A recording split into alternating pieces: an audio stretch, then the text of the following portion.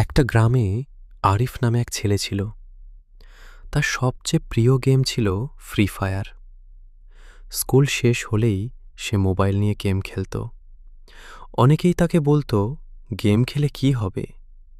কিন্তু আরিফের একটা স্বপ্ন ছিল, একদিন সে বড় গেমার হবে এবং ইউটিউবে ভিডিও আপলোড করবে। একদিন সে একটা কঠিন ম্যাচ খেলছিল। গেমে তখন মাত্র ৩ জন প্লেয়ার বাকি। আরিফের কাছে ছিল শুধু একটা AK-47 আর একটু হেলথ। হঠাৎ সামনে থেকে একজন শত্রু এসে গুলি চালাতে শুরু করল। আরিফ লুকিয়ে কভার নিল, তারপর ধীরে ধীরে টার্গেট করে গুলি চালাল।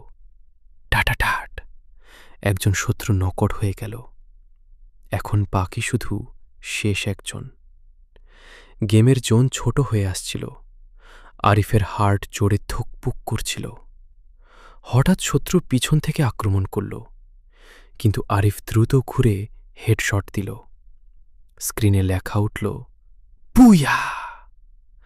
আরিফ খুব খুশি হল। সে সেই ম্যাচের ভিডিও ইউটিউবে আপলোড করল। ধীরে ধীরে অনেক মানুষ তার ভিডিও দেখতে শুরু করল। সেই দিন সে বুঝল, যদি মন থেকে চেষ্টা করা যায়, গেম খেলেও স্বপ্ন পূরণ করা যায়।